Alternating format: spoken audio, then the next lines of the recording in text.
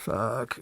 All right, we're rolling. Planet B presents Cult and Culture Podcast.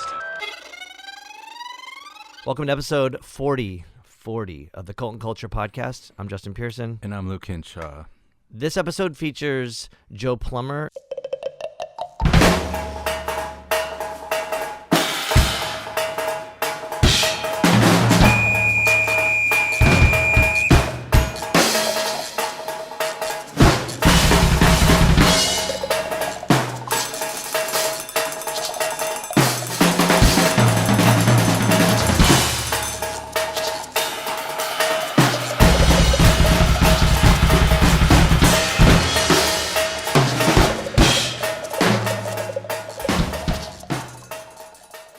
It's kind of wild how everything worked out with this guy's, or getting into this guy's like peripheral vision, I suppose. He has a lot of strange ties to San Diego music, which is, I think, the main reason why him and I started talking. He had me on his podcast, Tour Stories, which was awesome. But he's mainly known for playing in Modest Mouse. He's currently in Cold War Kids. He's played in a bunch of bands, and he's done some crazy shit. We'll get into it in the podcast where he did this 3-drummer thing, which I can't get over that. I don't even know how that wasn't even on our radar. But man, he's such an awesome dude, and it was so cool and so much fun. And also, too, like, shout out to Tour Stories. His podcast is part of Ruinous Media, which is also what we are part of. So it's cool to have this sort of cross-pollination of stuff. But he's just an awesome dude, and it was such a great conversation talking to someone that I feel like maybe musically might not be in the same realm of what we do, but he gets it, and vice versa. I don't know. We got into some kind of unique topics, and I'm really grateful that we were able to do that with him. It was cool. Yeah, this podcast definitely flew by. Before it was such good, really meeting him and just getting to know him was fucking awesome. Yeah, yeah, definitely. Cool. Well, check it out, and if you get a chance, I would say check out Joe Plummer's work and dive into all the things that he's been part of, because it's pretty impressive. Yep. So here we go.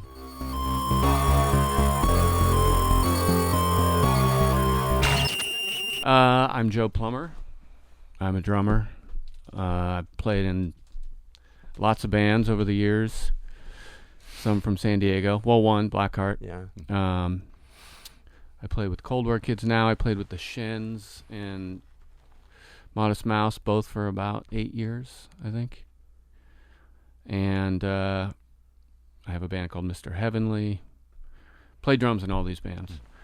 But maybe my favorite thing is the drum record I made with Dale Crover and Cody. It's called Hue Time. Crazy shit. Yeah. That was like a dream come true to be able to pull that off. I mean, those two guys are so rad and weird in a great way. Yeah. You know, but Cody is just unbelievable. I know. He's like a national, what's it called? National Treasure, yeah. He is. God, he's busy too right now. I know. He's filling in for Dale. It's all drums? The album? Yeah, it's all drums. Oh. Yeah, it's there's this record. Oh God, I'm forgetting the name right now. It's a record called Boom, and it's an all drum record. Why am I forgetting one of my favorite drummers' names? I can't remember. It happens. Max Roach. It's a Max Roach record. It was inspired by a Max Roach record called Boom, apostrophe boom, and I just was playing with it, just in my ears and kind of playing with it, and I was like, I think I could cover this record. And I don't have jazz chops or anything, but I was just like, I think I can just interpret it and cover it. So I wrote like 5 pieces with drum kit and just added percussion, just kind of demoed it. And then I was like, I'm going to do this whole record, and so I just listened to it, and it went way far. It's way far from the Boom record, but so it's not like a cover of that. No, it's not. But that's how it started. Yeah. Wow, cool. So then I had these big pieces, and then I went down to L.A. and we let her rip. So it's only because It's only drums and percussion. yeah. Well, because like Dave Lombardo just did his solo record, and it's fucking rad. It's so good. But there's like atmospheric stuff happening, you know, and which I think is great. I think Zach Hill did one too. I love all. I mean, drums are just the best. Drummers and drumming's the best. Thanks. Well, in Planet B we have 2 drummers. I know. Like, we need drums. Like, you know, fucking drums are the. I wish I was a drummer. Yeah, I gotta see you guys with 2 drums. It's getting better. Yeah, we don't play that much, but yeah. But so that's pretty wild. That's crazy that it's your favorite thing. It really is. Yeah, I can see why. I mean, also another one of my favorite things. I mean, everything I feel pretty fucking like I won the lottery playing with all these bands and still doing it.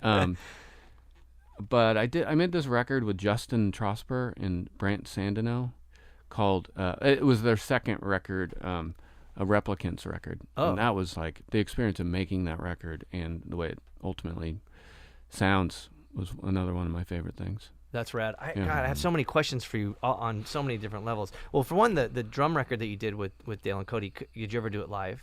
No. That would be so I great. really want to. Well, there was this. Take like 4 drummers, maybe. I mean, it would take More, 8 would be wonderful. But so we have to talk about the '88 thing too. But so when I was in the Locust, we toured with Phantomos and the Trevor Dunn Convalescent Trio or something. Right. And had Chet, I think his name was Chet Smith on drums. But for whatever reason, Chet and Gabe and Dave did like these like kind of like drum battles, I guess, you know, where like one would solo, one would solo, and then they'd all like rip together and then they'd stop and then it changed everything, seeing how the different players would work around each other and shine in different ways. And then one night the Locust dropped off because it was a Clear Channel show. We weren't playing Clear Channel venues, so Hella played, and so Zach Hill stepped in. Oh my God! And it was really funny Whoa. it's really funny because I don't think Dave knew who Zach was necessarily, and he's like, okay, we're gonna do this thing, and Zach's like, okay, cool, you know, and very humble, and so they did the thing where they each did their solo, and then they all kind of crescendoed into one big piece, and then Dave signaled them to stop, and I don't think Zach was being arrogant, but he just didn't stop, and it was like he was just in the zone, and it was crazy because I remember like kind of being like right behind where he was playing, and his cymbal flew off, his fucking shoe flew out, and he was steaming, his seat was gone, like, you know, you're just like, dude, this is like ungodly, unheard of, like I don't know, it was just like fucked up stuff, and so I always like tripped out on like how people would do that kind of stuff live. Like if you guys did that record live, I would be so psyched to see that. I really want to do it. I want to do it at I was just thinking about this like a few months ago, that Big Ears Festival. I don't know. It's in Kentucky, and it's kind of like a more experimental music festival. It's really seems pretty great, and I think it would be appropriate there. I mean, you did the '88 thing, so I mean that is crazy. I have a lot of friends that partook in some. There's like is it 77, 88, 66? I don't know. Yeah. What is it? It was I from the Boredoms, like, right? He organized it and got. It was like on a certain date, right? Yeah. So can you explain it? Because I don't know if I would. If I can remember it, it was someone else from the Boredoms too, and there were 88. I did the one in L.A. Okay. Which was 88, and it was the concept. I don't think I could explain very well, but it was 88 drummers out in the open. Yeah. And we were kind of just we started out with just one drummer, and then as we went down the chain, the next drummer would play next to the next drummer, and then eventually everyone was playing together. Mm-hmm. And then I think we reversed it or something like that, and then all played together. There was a bunch of whistling and kind of conducting and stuff. But I mean, I was sitting next to Sarah Lund, which was fun. Wow, that's cool. Yeah, she's an old friend of mine. But yeah, it was. I mean, I wish I could remember it better, but yeah. I mean, remember the experience, but the concept, I can't. Every time it happened, I remember I was always on tour, and I always thought like I would always say like, why isn't Gabe doing this? And he was usually on tour too, or whatever. So, but all my favorite drummers and friends that drum were like part of it at some point, and it's so fucking cool. Yeah, one of the coolest things. Yeah, I don't know why they aren't doing it again. or something Yeah, like that. what would be the next? It's coincide with the date, right? Yeah. So what's the next? Is there a 99? I don't know. I don't know. I know. We should have That'd be I should have great. researched this. Google something.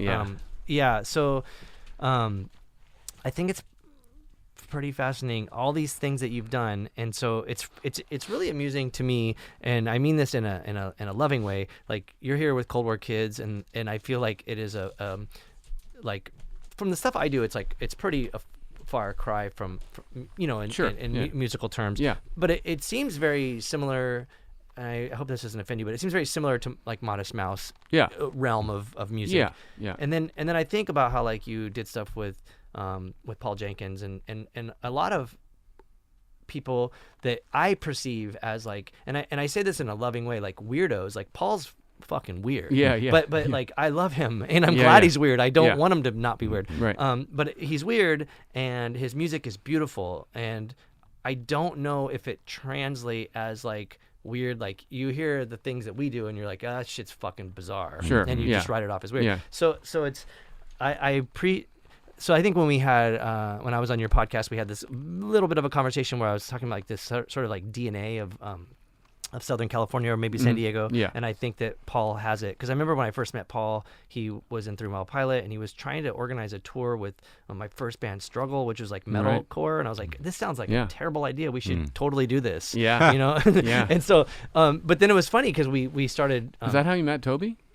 I went Toby through high school. We went to high school okay. together. Yeah. Right, So Toby was in Black Heart and he was in Struggle. Yeah. I love that guy, and I think he was embarrassed of Struggle after a while. But he's cool as fuck and super, and also super weird. And like, I mean, it was really weird working with him because we were like, like kind of metal, and he was like Joe Satriani, like he's like all this wild ass shit. Real Haven't tech heard that guitar. name in a while. Yeah, it was funny because like he could do stuff that was just out of any of our musical range, and then we were like, no, do this like dumb power chord chugga palm muting metal thing, and he's just like, all right, I know. He has incredible technique. He also has incredible rhythm timing. Yeah. He's such a good, like, we would write tunes together, just piano and drums, or work on stuff, and it was like, God, his timing was it was so perfect, like, kind of like from what I know of people who've played with Elliott Smith, it's like just behind the beat. Just like he has like a physical you can see his body moving. Like, you can like when I would watch him play, or when I would play with him when I was pretty naively playing music, I noticed it then, and then later on when I would see him perform with Black Heart and stuff, I would see his body. It was just he was like in it. It was really cool to see that. Yeah. I don't know like if I see that with many people, but it was very apparent. But I also too, like, your span of stuff made more sense too when you told me you played in Positive Greed. Yeah, which and is that's like, how I first heard Struggle. yeah. Which is crazy, but I unfortunately think you were not in the band when we played together. No. But I would have remembered it. I think we mentioned it was like the sort of like, welcome to Positive Greed. Here's your struggle set. I told them all that. They a were couple weeks ago, such a great band at that time, and it was just, and so when you said that, I was just like, this makes total sense. Like you're because I always trip out when you meet someone that's like in a successful band, like like the people in Cold War Kids, and you'd see them like from the outside and you think like, oh, they're probably just into like regular, like normal, not like fucked up stuff. Yeah, Like, oh wait, they're into fucked up shit too. And Yeah. like I really appreciate that when you get to discover it. And then also I think that maybe I should give everybody more credit, because I think that people are really into weird stuff. Yeah, and I think of myself, I guess, I never really think about myself as like this chameleon type. But I do know that I like to work. I like playing drums. I like writing songs with people. But there is stuff I won't do, But like what? Well, I don't know. But I've said no to stuff for sure. Yeah. But What have you said no to? Can we talk about that? Well, I can't think of any. I mean, probably just people reaching out to me to play drums on their record. Which I'll go pretty far, but some of it I'm just like, I can't get behind. I just don't like that music. Yeah. The musical. And it's not anyone. Are you honest with that, or are you like, I'm busy? No, I'm pretty honest with it. Yeah. Good. Yeah. You say I mean, I'll just say, yeah, I have what is my thing? It's a version of it's not for me. I have a good way to say it. Yeah. Yeah. Or maybe say something like, I don't think I can do this justice. Right. Yeah. Something like that. Yeah. That's funny. Thanks. I might It do is that. better to shit on yourself. Yeah. Like, I can't do that, than to be like, your guys' stuff sucks. Yeah, and it's also, if your heart's not in it, you're basically saying that same thing anyways. Yeah. And, yeah. But, as I'm saying this, it's like, I also I have played on some not known, but like super poppy stuff. Uh-huh. Like just super slick poppy stuff. And I like doing that. Yeah. Just because it's, especially more extreme and like pop, just straight pop, like producers and Nashville people and all that stuff. Oh, that's cool. I like it for the experience. Of course. Mm-hmm. That's the thing too, where like we always bring this up with like Gabe talking about, like, people would say, what kind of hardcore bands do you listen to? And he goes, I don't listen to hardcore, I just play it. And I'm like, oh, Yeah. that's so cool. Yeah. And I think it's really good when someone can play this or that or this or whatever and then take away those things, Right. and make something new out of it. Yeah. And I think that's rad. Yeah. I feel like all the people that you have played with, that I know, are on that tip, I think so, yeah. It's cool. Yeah. You can see it. There's a little, maybe on the outside it looks accessible, but there's like the little nuances of things that are sprinkled in there that Right. you're like, oh, they're into weird shit. Yeah, yeah. There's a tune we're playing right now called Mexican Dogs, a Cold War song, and we step out, get lost, like really lost. What do you mean? Like jammy? Yeah, Uh-huh. yeah. That's funny. We had to reel it back in a few weeks ago. because you stepped out too far. Someone did. Was it you? I don't know. Someone did though. That's one thing I don't think. We kind of jammed out. Like, there's some Planet B stuff where we jam out, but Yeah. it's like, I'm usually like the vocalist. I'm like, what the fuck am I gonna do? Yeah. There's like effects or Yeah. something. Oh, when we're doing the intros, we do. Yeah. Yeah.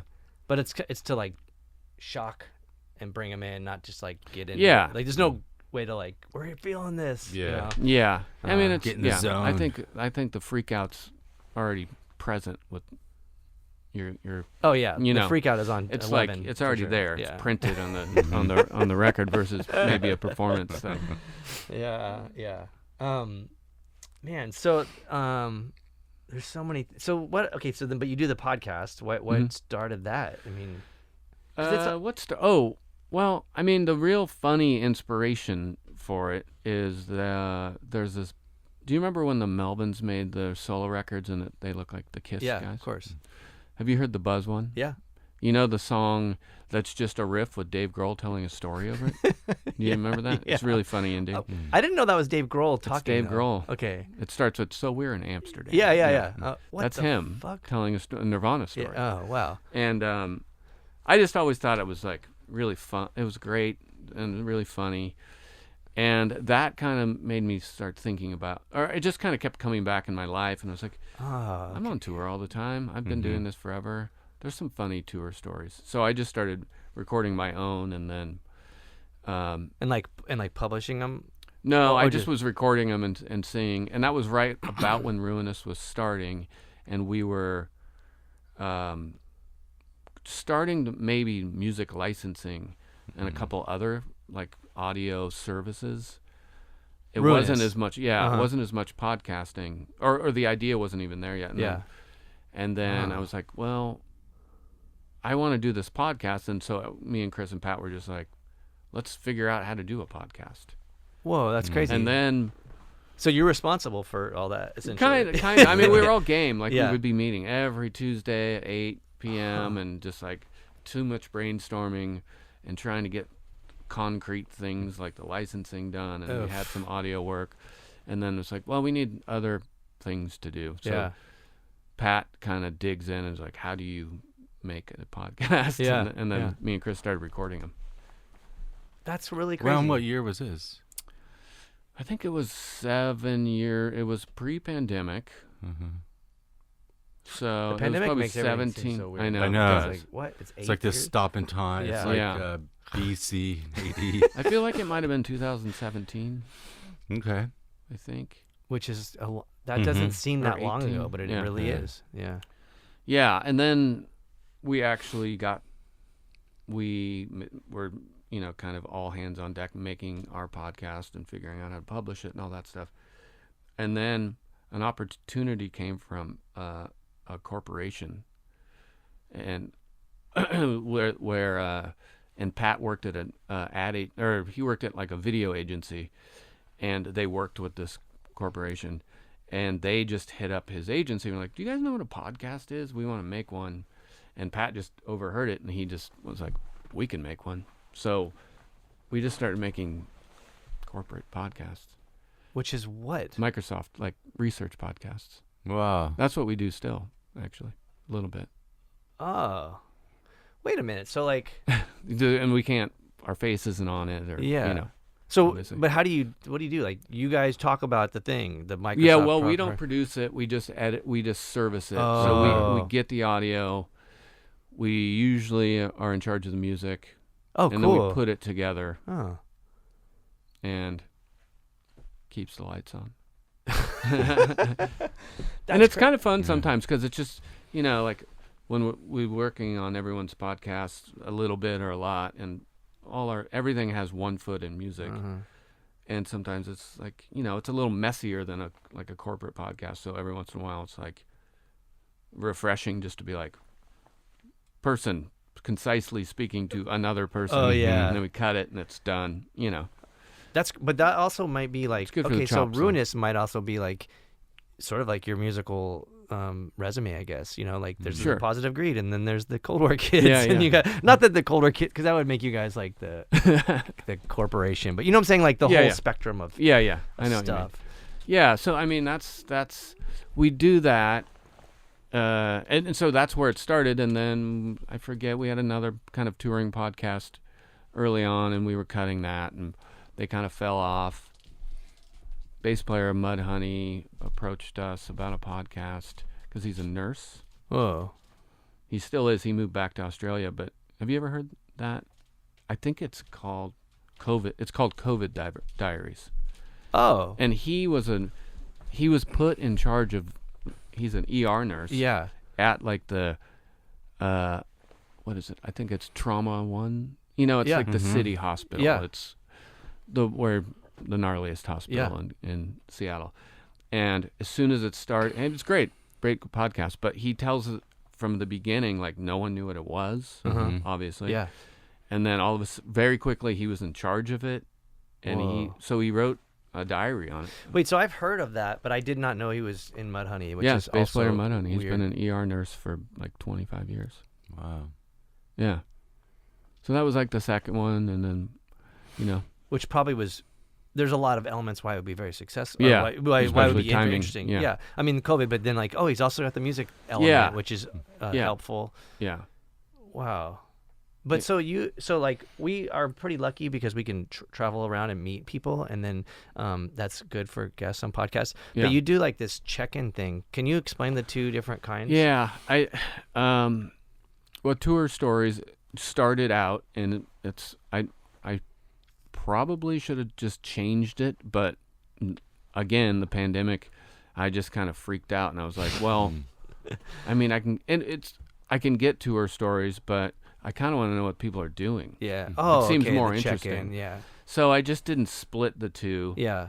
And then friends or publicists or record labels of people I know started like going, hey, here's a new record. So it turned into a little bit of like it's a check-in, and it's a little bit of promo for a record. That's But I cool. just don't do the normal review promo thing. Yeah. I kind of have a cadence. So, and I still do them separately, or I still do them together, but that's the difference. The Yeah. check-ins just turning into a bit of promo, and Tour Stories is still Tour Stories. But you've managed to kind of weave them in. Yeah, Well, and I just didn't change the name. Let's- And it kind of fucks with people because they're like, some people I don't know, they're like, Yeah.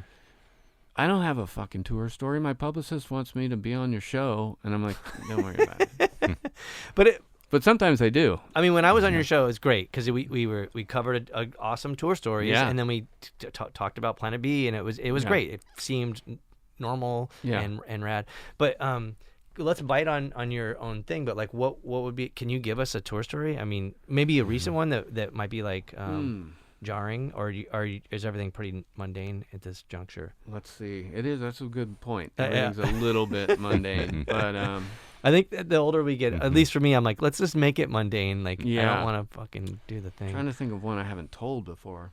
I'm sure you have a I lot. have a lot. We all have Yeah. a lot. Black Heart.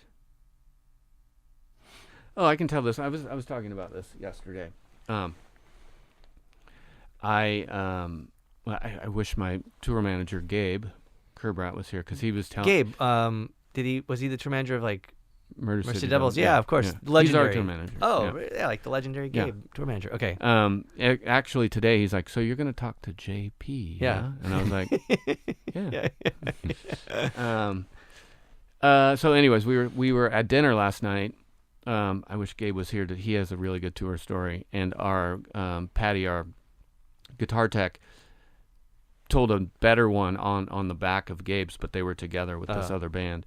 And I tried to get him to record it today. Okay. But it led me to this story, which is not as titillating as Patty's of cutting his thumb wide open in Korea. No, Wow. just leave it pregnant Okay. like that. Yeah. Try to get him on the show. So I was going to Germany and with the Shins, and we had been in Europe a ton, and we flew into Frankfurt. We stayed at the same hotel we had been going to like through the summer. It was like the third time, so it was strange. It felt really familiar, but it was the beginning of the tour. We're at this hotel. It's in the middle of like a cornfield because we're playing a festival not too far away. And we get picked up super early in the morning by the bus, and we just get on the bus, and it's like, you guys should go to sleep. We're going to get to the festival at like 8 a.m., but we all have jet lag. Yeah. So we're like wide awake. Yeah.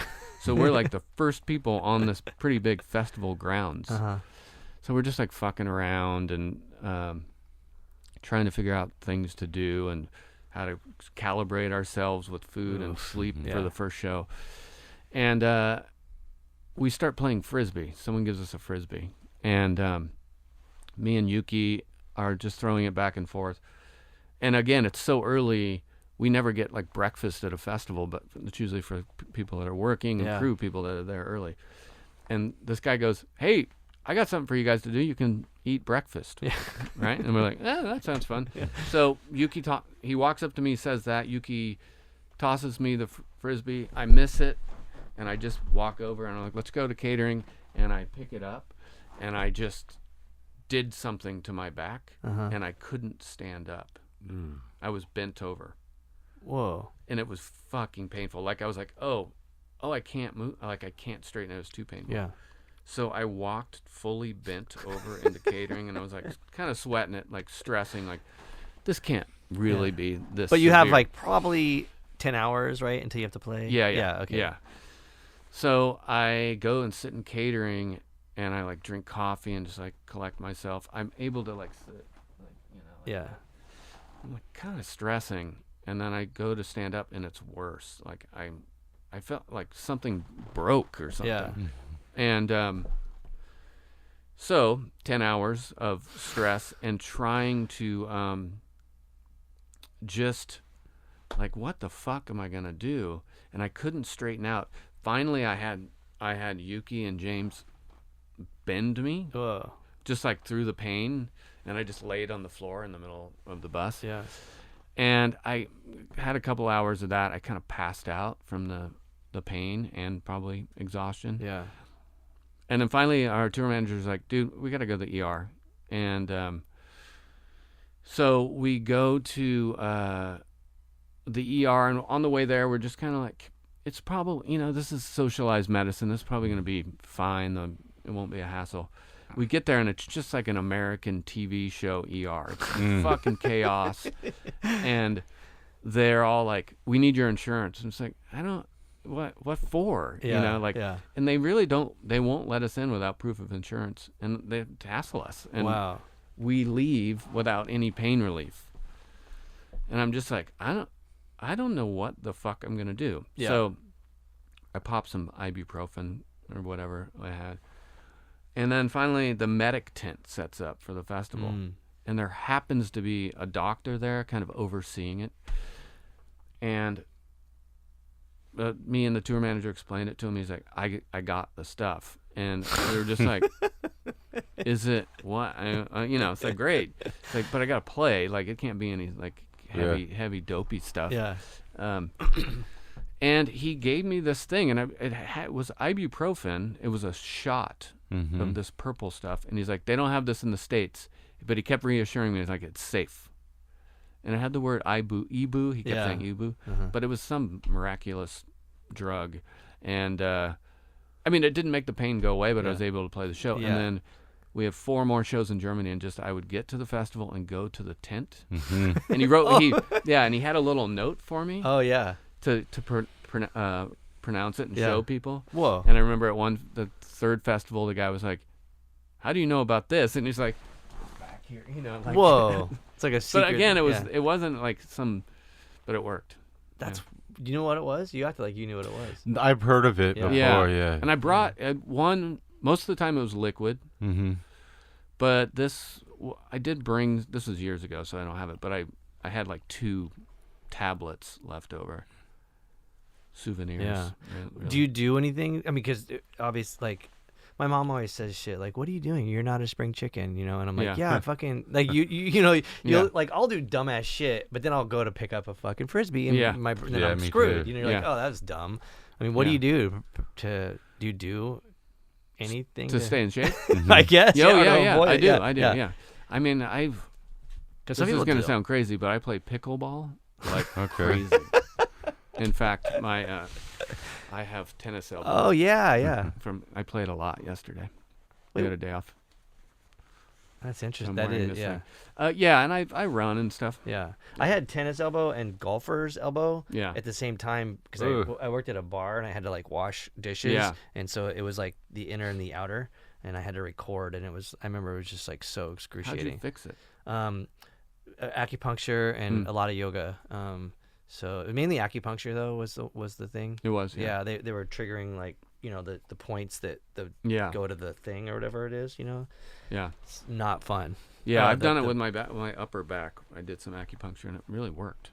Yeah, it's the jam. It's funny to like talk to, especially like in the sort of like punk world, because we're always like hyping up yoga, and people are like, and they just think it's like this like kind of like silly new agey thing. And like, no, dude, it like actually makes us able to function in this world, Right, and in more ways than one. Yeah. Obviously the physical part, but also the mental. But what was I gonna say about? Why? But you still do pickleball, and you're like fucking your arm up, and you need that. Yeah, thing. it's kind of dumb. I need a different paddle, I think. That's all it is a paddle. Like, I think so. I could get into the details of why it has weights on it. Oh. And it's just that much weight. Because I played with my other paddle a week ago, and it didn't happen. That's really funny. Yeah. That's like real nerd shit. It is. It is. Pickleball's like the tennis. It's right. It's like tennis and ping pong. Yeah. It's like a combo of those two things, but it's like a wiffle ball. Mm-hmm. They play court. when we walk to the liquor store at the fire station, they're always playing. Is it at the fire station? Yeah, it's in their little back. You want to go? I want to go. No, I can't today. That's so funny. So you're like jonesing for it, huh? I do. That's really funny. I'm really into it. It's like kind of like what skateboarding was for me. Mm-hmm. Wow. Yeah. We're both like that with yoga. Or he runs a lot. He has to like run all the time. Yeah. I can't touch that shit. It'd be like, I ran 10 miles. I'm like, I fucking can barely walk 10 blocks. I mean, I can, but I run. I usually run every other day, but I don't run very far. Yeah, 3 miles or something. But a lot of drummers like it's weird because so many drummers that I know like don't keep it together. Like, you know what I'm saying? I'm like, how do you fucking do that when you're not preparing? Yeah, it's really bizarre. Yeah, I remember this one drummer we used to practice with. He used to run about 4 to 5 miles to band practice and then run home, and he was just fully in like energized. Yeah. That's how after I Yeah. run, I'm not tired. Like I'm, Yeah, I know, I'm at it's the interesting. point to where I can run, like say 8 miles, and I don't even feel like I ran. Like people, Because will once you call like get me over a and I'll point, be right? Like yeah. once you hit a thing, you're like you can Yeah. go. Most of the time. Yeah. Not all Johnny the time. Marr run. He got me into running Oh. more. I ran a little bit, but he got me into like a little more disciplined and distance and stuff. He runs like crazy. Yeah. He would accidentally. One time we had a day off in L.A. and he called me. And he was in an Uber, and he called me. He's like, "Joe, I just accidentally ran 20 miles." Oh, and you had to like. He was take like, it back. not even thinking, and I think he was like going to turn back. He's like, "Whoa, I can't fucking spend all that time getting back." That's really crazy. Yeah, it was really funny. That's funny I too. that remember it's I was just sitting in the Johnny. hotel when he called me that. That's great. So funny. And he might be a bit older than us. I Yeah. think, right? Like, Yeah. yeah. No one knows how old he is. For reals? I don't think so. You could probably look at it up. You could. Yeah. Someone could. Yeah. That's really funny because my friend Nick Zenner, do you know Nick? Mhm. His Wikipedia has his wrong age, and he's so excited about it. you Yeah. know? I always joke because I say he's like 180. He's like a vampire. He looks like he's 12. Yeah. But that's cool. That's funny. Also that Johnny Marr did that. Yeah. Out of all people. I know. What about Morrissey? I bet he could not. That motherfucker. He couldn't run. Not he couldn't. now. He couldn't. Yeah. Oh man. Run his mouth. Yeah. Yeah. Run his mouth. Running from people. That's pretty interesting though too. Like you played with the dude. You know. That's I like, know. That's insane. That was yeah. a special experience. I just saw him on a documentary about Scott Walker. Oh yeah. I think he was in it. I might be wrong, but yeah, he's another person that's just in that weird realm of like, obscure. You know, like you know, you're like, oh, you're on the level, and you do like the, I don't know, whatever. You know what I was saying before, like Paul Jenkins or something. Yeah. Yeah. And yeah, Johnny's that was real. I mean, it was a surprise, obviously, that he shows up in Portland and is all of a sudden playing with Modest Mouse. You were already in the band when that happened. Yeah. I heard that and I was like, what is, like, how does that happen? You know, because Isaac called him. He just straight up called him. that is just bizarre. It was really bizarre. I mean, not the same thing, but I guess Dead Cross did that when, like, Mm-hmm. Gabe Serbian quit singing in Dead Cross, and then Dave Lombardo was like, I'm just gonna ask Mike Patton. And Yeah. like, she's not gonna fucking do that. And he's Yeah. like, yeah, I'll do it. I'm like, what? All right. Crazy. Yeah. But It is similar. But Johnny Marr is like it's just like that's almost, I mean, it's like up there with like asking, I don't know, like David Bowie or you know what I'm saying, like you're just Sure. like, how did that happen? Like Yeah. you kind of like not that there's like hierarchies or anything, but there's like these, I look at it like there's like these planes, and like he's like on a different plane, and you Yeah. just like went and brought him over to this other world, you know, like Yeah. it seems, That's a good way to put it. it seemed crazy. Yeah. Yeah. So okay, what is up with your you worked at the La Jolla Museum? I'm saying it wrong. Or I don't know. Like you worked at you did like you scored a what is the thing you did at the like Museum of Art in La Jolla, right? Oh, with Matt Hoyt? I think that's what it is, Years and right? years ago? Yeah. What's up with that? I think that was just. I think I just. Oh. But it you was like this- drummed for something, right? live? I don't know. What was that? Can you explain that? I don't know. You brought it I up. don't know if I'm. You brought it up when we were talking Oh, about yeah. like your San Diego connection, and then I think it's like it's also like on your Wikipedia. I think it says something about. You don't know what I'm talking about? No, I did something with Matt Hoyt. I scored one of his films. That's pretty I rad. helped him do that. That maybe was played. God, am I forgetting some sort of performance thing that I did? It's on. La Jolla. I can't look it up right now, but Shoot. I thought. And we talked about it? Yeah, you had like mentioned it to me, and I was like, "What the fuck?" And then, and so then I looked it up because I wasn't really fully understanding it, and apparently you aren't either. So Yeah. I don't know. We'll put it in post. But that's cool that you know. I mean, that's cool. You worked with Matt. Yeah, we rest were in always doing. peace. Yeah, he was always doing something fun. What was the film? It was Antarctic Huh? Oh, that's what it says. Yeah. So Yeah. Okay. So that was presented at La Jolla, I think, Ah. museum. Well, I know it was. Okay. And he did a funny Q&A. I think he was in a green suit and painted green. Yes. Right? Yes.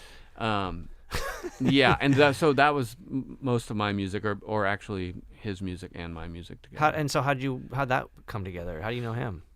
I used to just stay with him instead of I was in Black Heart for like 7 years. I mostly stayed with Matt or our friends down Phil and Yuko. Oh yeah, Phil and Yuko. So I rarely stayed with Paul and Toby or Paul. Yeah. So I just like hung with Matt. Yeah. All the time. He was like a force to be reckoned with. Oh my man. God. Yeah. Matt Hoyt Day. We have a Matt Hoyt Day in San Diego. Which day is that? What is it? I can't remember what day. It's like a recognized official. thing. Yeah, that's so crazy. It was Memorial Day. The city councilman came and showed us the declaration, I guess it's called. I mean, it's like, Dang. He works on the city council. Oh no, I know who. Dang. Yeah. Yeah. Well, I think he works on the city council because he's the one that got Drive Like Jehu to play the Balboa Park. Oh, he did. Thing. Yeah. With the organ. Yeah. Yeah. Which is just like crazy. another thing too, where you're like, we're crossing. It's like the like planes like crossing. Yeah. You know, like what's going on here? Like how is weird shit happening at that venue? Yeah.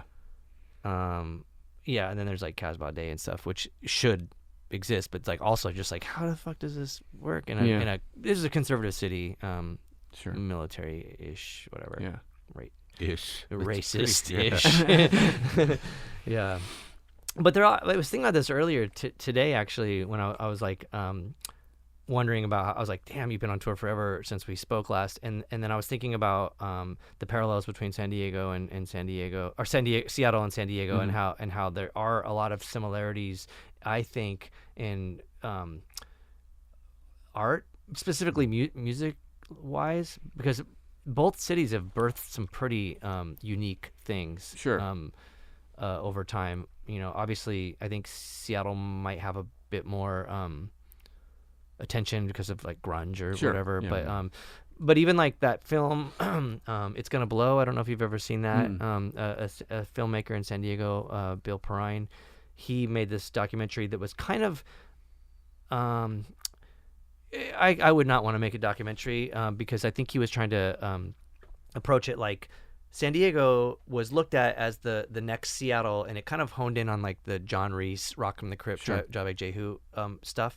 And it was so that made me really see the two parallels. I'm like, oh my gosh. And there's a lot of transplants, I think, from both cities, a lot and over the years or whatever.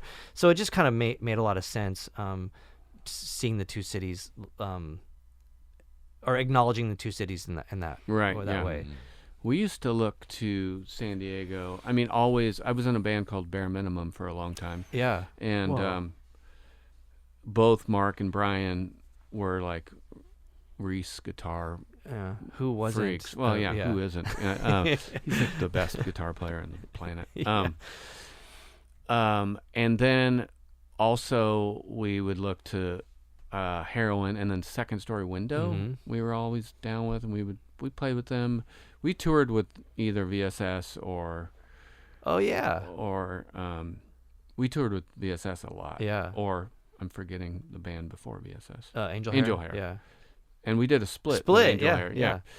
So, anyways, Sonny kept us connected too with all the San Diego stuff. If we weren't already. Yeah. It was interesting because we were in East. Those guys are from East Bay. They move up to Seattle. I was kind of from the East Bay, but all of our stuff sounded more like closer to noisier stuff from down here. Yeah, and we dressed the same. Everyone thought that Angel Hair was from San Diego and they're from Colorado. Yeah. Well, the dressing thing was interesting, but it's funny, when I was younger, that like my first kind of like glimpse into like, I hate using these terms, and I'm pretty sure that they probably wouldn't want me to say this either, but like when I was 15, you looked at like I'll just say like Pearl Jam, they were like rock stars or whatever, but like anti rock stars, but like still like they were just like these massive people that were ever. And I had my first girlfriend at the time had like a Thanksgiving, and I went and Eddie Vedder was there, and it was like right when he was like becoming a big deal, and I was like, oh, that's the guy I think from the band. And he had moved away from here. I don't know what he was doing. To this day I still don't even know what the hell was going on. I was just like, oh, it's a trip. Yeah. And then like shortly after that, Heroin released the Paper Bag 7-inch, the iconic record. I think started like the idea of DIY really, but he had talked about it, or like he had mentioned someone like Rolling Stone asked him like, what are your top 10 something records, and he just listed that Paper Bag 7-inch, and it was like in Rolling Stone, and I just like crazy. I just like couldn't believe like looking in Rolling Stone, like seeing Heroin. I don't even know if it said Paper Bag 7-inch, but like whatever it was, I was just like, this is fucking crazy that like correlation happened. That is crazy. Paul, that's reminds me of Paul Jenkins. When we were still doing Black Heart, when I was still in the band. He saw Eddie at some event down here, or maybe just a bar or something, like randomly. Yeah. And Eddie came up to him and said something like, I love your sad songs. I wish I could write as sad as songs as you. Like kind of joking, but it's like, fuck, Black Heart? Yeah. Of course he does. It's so rad. So rad. I mean, it's just kind of fun. But like giving John Reese the props of being like the best guitar player ever, like Paul is the best sad song writer ever. Like you just like whatever he does, it just tears your heart out. Musically, you're just like, Jesus, how did he do this? But Eddie Vedder is pretty cool. I think I don't really like Pearl Jam that a lot, but I think he's pretty rad. I got my wisdom teeth pulled, all 4 of them at once, and I was I had to play. This is before I sang in the Locust. I just played bass. It was like really early on, and we played a show at the Che Cafe, and he showed up, and everyone was like kind of razzing him, and like get the fuck out of here, but but I was like, what's up, man? Like, I was like, I didn't say like I know who you are, but I was just trying to be like casual with him, but I was like fully loaded on Vicodin, and I was like, yo, you got any spare change? And he gave me $20, and I was like, holy shit, and I was like 19. I was like, $20. It was like so funny. But he seems like on the level, pretty cool. Yeah. I feel bad about I probably shouldn't say this, but I will, because I don't have a filter. But Brett Garowitz from Epitaph had called me once, and we were just talking about random stuff, and he's like, hey, I'm gonna I got this weird thing, like Brett probably doesn't want me even saying this, but I love that guy. But he was like, Pearl Jam wants me to release one of their albums on Anti, and I was like, wow, that's so cool. That's like winning the lottery, it's like a fucking shirt. That's so awesome. And they're kind of like the Fugazi of rock or whatever. Sure. And he's like, yeah, but I just don't really like their music that much. And I was like, oh, but like it's Pearl Jam, just you don't have to like it. Yeah, I mean you like, I mean, for me, I like bands that I know and I love the people more than if I would have just been like, oh, I listen to their music. Like if I know them, I love them even more. And so I was like, well, there's that. Like you got like these players that are like just they were orchestrating things like non-musical things for the entire world of music, and I was like, dude, you should fucking do it. And then he passed on it, and I was just like, woof, like. And Eddie sang on A Bad Religion. That's crazy too. Yeah, I remember being in high school and getting that record. Yeah. Of course, who would not want to do that? Just like his voice coming, and it was right when Pearl Jam was starting. Yeah. But why? I mean, anybody would want to be on a Bad Religion record in the early '90s. That's crazy. I mean, he also did stuff with like. Cat Power, I think. And like that's even weirder too. Like Cat Power released a record or a record, and it has Eddie Vedder and Dave Grohl on it. And it just says EV and DG, and I was like, wow, what a way to. That's not on the press release, I guess. I know. That I love that though. I think that I think it just there's like a moral and ethical thing that comes into. Probably all the stuff that like all of us do, where we're conscious of that, and I think it's rad. I mean, it's cheesy, but it's like heart and integrity. I think that's why we always wind up with each other. Like I don't know. I think the circle sometimes it gets bigger, but I don't. Maybe that's pompous to say that my peer group is, heart filled and, with all the integrity. But I still feel like it is, or at least you're in work ethic. It just seems like if you keep working, you wind up doing or being around similar people with that same, Or if you keep at it, the wrong people hit you up. Yeah, but then you know what to what to do. Sometimes, yeah. I told him about it. I got hit up to play in a band with this band on bass, and I was like, I can't, like, it's morally 100% not something I could do, Yeah. But I'm like, fuck, that would be so sick. And some of my friends have been in that band. Yeah. And I'm like, yeah, but the guy, I'm not gonna say his name, but he's a fucking rapist. Like, Okay. There's a movie about him being a rapist. So Okay. I was like, no, I'll have to pass. This is hard. So I'm sure they could figure that out by now. Yeah, sure, figure it out. Yeah. But I was like, dude, this is crazy. Like, I don't think I'm poor, or I'm broke. Yeah. I don't think that opportunity is gonna come.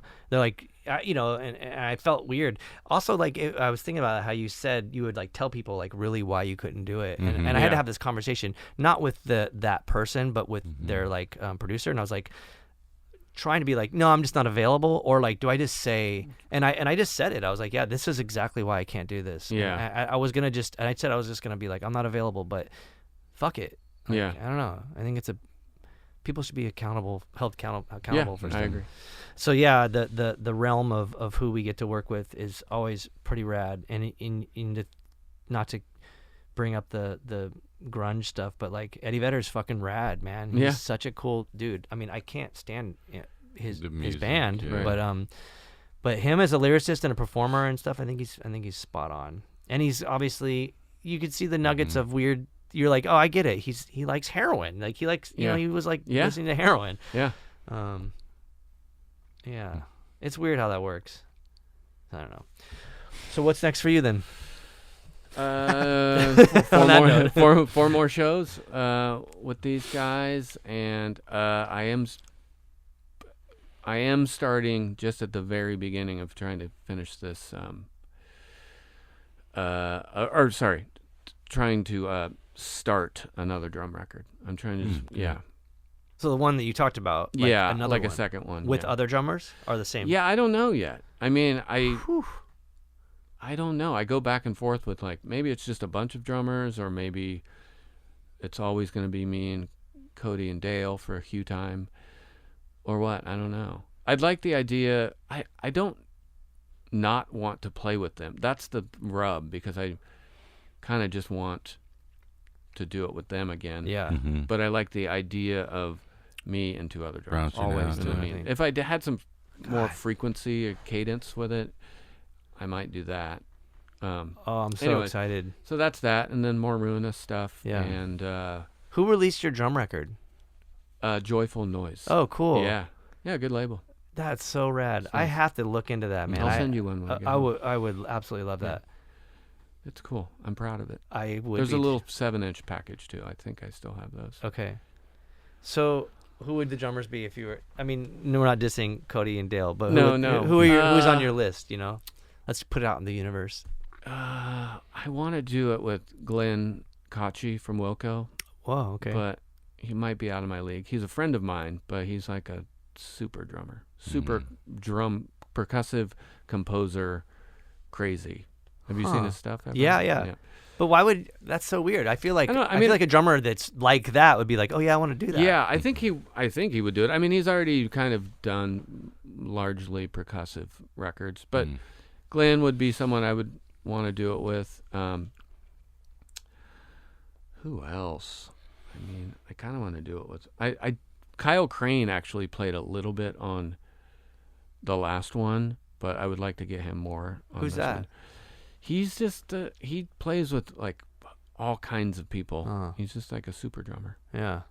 Good vibe. And then Mark Juliana, this kind of jazzer guy in LA. He's from Jersey. He plays in St. Vincent. That's sort of his straight job. Okay. But his drumming is incredible. Yeah. God, I have been so into like your idea but not knowing that you did that. But I wanted to put out, because before Dave Lombardo released his, I was like, we should just do like a drum battle record or something. I don't know, like just feature just drums only.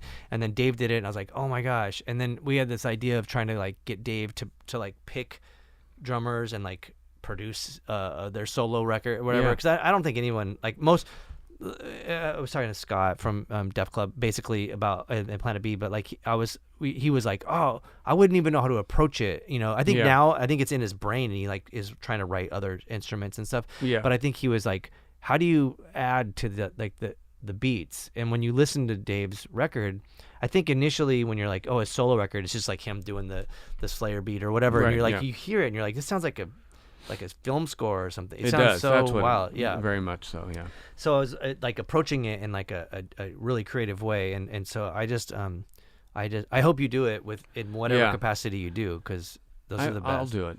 I just need the time. Mm-hmm. Of course. Yeah. And I'm also trying to get this a covers record together. I have, or more like 10 songs. Is that a record? EP? Yeah. And I actually, there's what's that really popular Gautier song? Somebody I Used to Know. Mm-hmm. I want me and Paul to do that one. Whoa. Because there's a part in it, or there's a texture in it that reminds me of Amore de Tropico that Paul produced, the Black Heart record.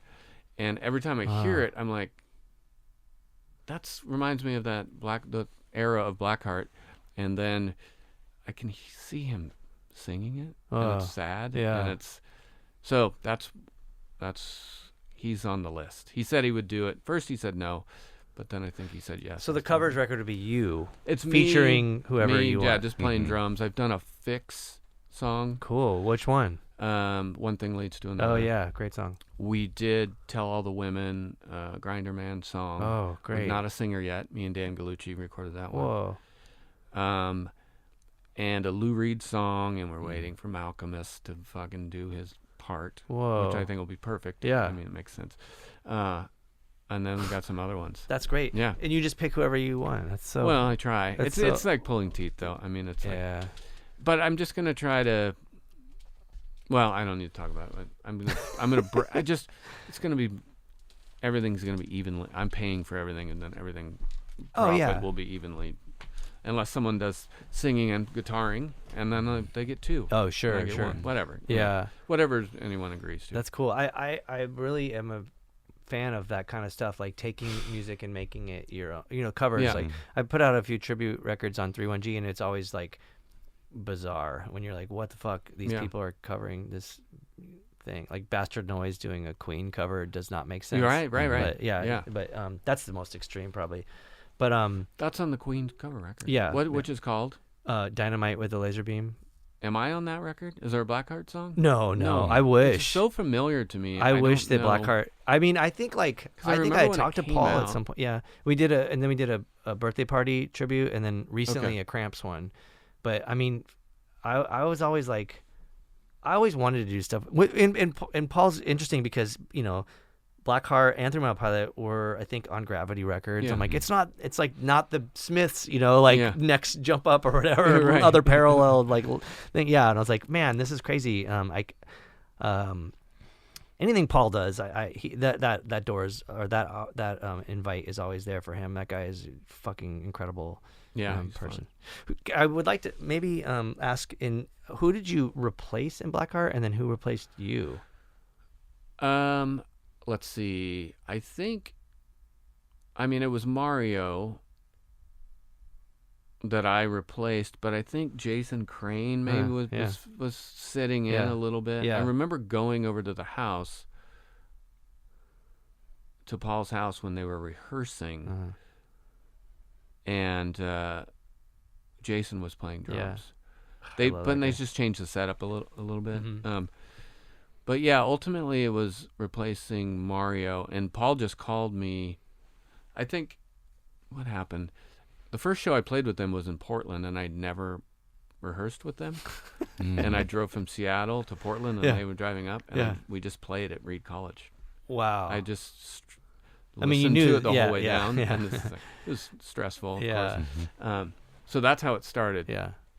And then, eventually I moved to LA, and then I was just, I think they just wanted me to, I was available to play. So. That's cool. I love both Mario and Jason. Mario's fucking insane drummer. One of the best. Yeah. Yeah. There's someone to call up. How about Crane and Mario would be a good combo to make a drum record. Yeah. Jason's so weird. He because I'm like, dude, you play trumpet and you're a drummer. Like, I feel like he just like, who does that? Like, I think he can do anything. I know. Too. I think know. he'd just be like, oh, yeah, I can. Yeah, I can play the bass. I guess. And now he's all into like weird cumbia stuff. Like Is he? He's so like he's just so diverse. And then again, like you wouldn't if you, I see him. We see him at the yoga studio we go to all the time. Yeah. And I just if I didn't know like who he was, I would just be like, this is some regular dude. Like there's no. I mean he's because I was in this band All Leather, and we were like this electro, like annoying electro band, something, and we got him to play third drums, and we just like thought we'd just make it super fucked, and for one show, and it was just it's just so rad that he would do that, and then you would not expect him. I don't know. Yeah, I mean, I think there was like one song I'm trying to remember when I'll never forget the way he played. God, now I can't remember the names of the songs. One kind of song everyone knew, a real slow, like repetitive drum beat. But the way he played it in the living room when I was just hanging and watching was like Jason or Mario? Jason. Uh-huh. I was like, that's the feel, and I just tried to. Did he have the that. horse mask on, or did you have to wear that? No, I never wore it. You know what I'm talking about, right? Yeah. Like the horse mask. I was related to that with the mask thing. I was like, dude, that thing looks fucked up, and you have to play drums with that thing on. Yeah. Well, I think you're awesome, and I'm so psyched that we're we're orbiting each other's likewise. world. I love it. Yeah. And thanks for having me. Of course. I'm psyched. Of course. I totally had it I was like wanted to call you like 5 days ago. And Yeah. like, a reminder. Yeah. But it was it was in my yesterday. calendar. Oh, and it was good. Yeah, but then we have all this stupid other things going on. So I was like, I don't know. And then you hit me up, and I was like, yes, like this will be great. Cool. So. Yeah, Cool. I found out yesterday. Yeah. Sorry. No, it's great. Well, thanks. fellas. Yeah, man. There you have it. Episode 40, Cult and Culture Podcast. We'd like to thank Joe Plummer for being on this episode. That was awesome. We'd also like to thank all of our sponsors. Earthquaker, Hard Work Coffee. Sorry for talking so slow. Fender, Diodario. Yep. We'd like to thank Becky and Andy. Always. Yeah, and you for paying attention. Check out all of our other podcasts, wherever you get them from. I guess a prime source for us would be our YouTube channel, the 31G YouTube channel. We just appreciate you paying attention and the support. Thank you.